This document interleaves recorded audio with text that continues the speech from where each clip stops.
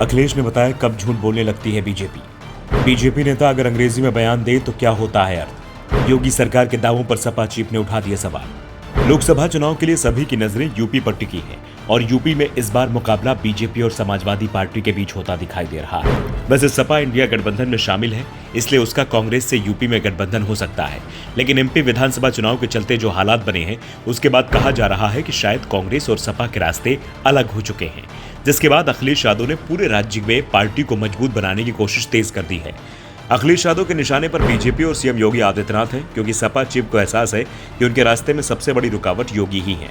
Sapa chief पूरे प्रदेश में जनसभाएं कर रहे हैं। बिजनौर में हुई सभा के दौरान उन्होंने कहा कि उत्तर प्रदेश के मुख्यमंत्री कह रहे हैं कि पहली बार आजादी के बाद उत्तर प्रदेश की इकोनॉमी रेवेन्यू सरप्लस में आ गई है। मैं यहाँ मौजूद लोगों से सवाल करता हूँ, कितने लोगों को समझ में आ गया होगा। अगर इकोनॉमी रेवेन्यू सरप्लस में आ गया है तो फिर किसानों को गन्ने का बढ़ा हुआ समर्थन मूल्य क्यों नहीं दे रहे हैं। मुख्यमंत्री कानून व्यवस्था को लेकर कहते हैं कि जीरो टॉलरेंस है।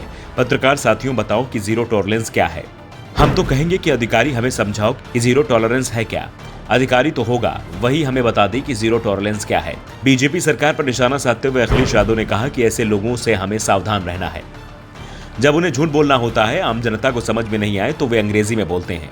हमारा रेवेन्यू सरप्लस है और अगर रेवेन्यू सरप्लस है तो आपको कौन रोकता है कि हमारे किसानों के गन्ने की कीमत ना बढ़ा दी जाए। अगर रेवेन्यू सरप्लस है तो गन्ने की कीमत बढ़ानी चाहिए, कम से कम इतनी बढ़नी चाहिए कि उनकी गरीबी दूर हो जाए। अगर रेवेन्यू सरप्लस है तो नौजवान खाली क्यों बैठे हैं, उनके हाथ में नौकरी क्यों नहीं है। आज यूपी में केवल 4% रोजगार है। यूपी के लोगों को याद रखना चाहिए कि जब ये अंग्रेजी में बोल रहे होते हैं तो झूठ बोल रहे होते हैं। देश में आजकल एक शब्द बहुत छाया हुआ है, पनौती। इसे लेकर कांग्रेस और बीजेपी के बीच जमकर ठनी हुई है। अखिलेश यादव ने बिना नाम लिए इस पर चुटकी ली है। दरअसल क्रिकेट वर्ल्ड कप के फाइनल में भारत ऑस्ट्रेलिया से हार गया था। इसे लेकर अखिलेश ने कहा कि जब से इंडिया वर्ल्ड कप हारा है तब से एक नया शब्द डिक्शनरी में शामिल हो गया है। उन्होंने प्रधानमंत्री मोदी का नाम लिए बगैर कहा कि यह शब्द उन पर चिपक गया है जो निकाले नहीं निकल सकता। सपा चीफ ने कहा कि अगर समाजवादियों के लखनऊ में बनाए गए स्टेडियम में मैच होता तो परिणाम कुछ और होता। अखिलेश के तेवरों से साफ है कि वो बीजेपी के खिलाफ खुद को मजबूत विकल्प के रूप में पेश करने की कोशिश में जुट गए हैं। दरअसल सपा को भी एहसास हो गया है कि यूपी में उसका गठबंधन का प्रयोग ज्यादा सफल नहीं रहा है, उल्टा इससे सपा को ही नुकसान हुआ। ऐसे में अखिलेश की ओर से ये संकेत दिए जा रहे हैं कि इंडिया गठबंधन के चलते वो कांग्रेस से गठबंधन को तैयार हो सकते हैं।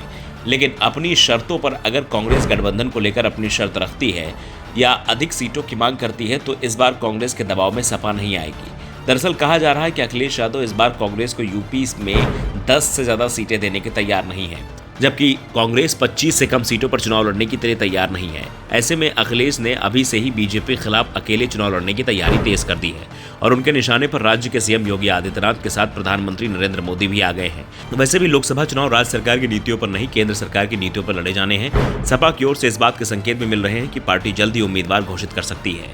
Bureau report, the such India.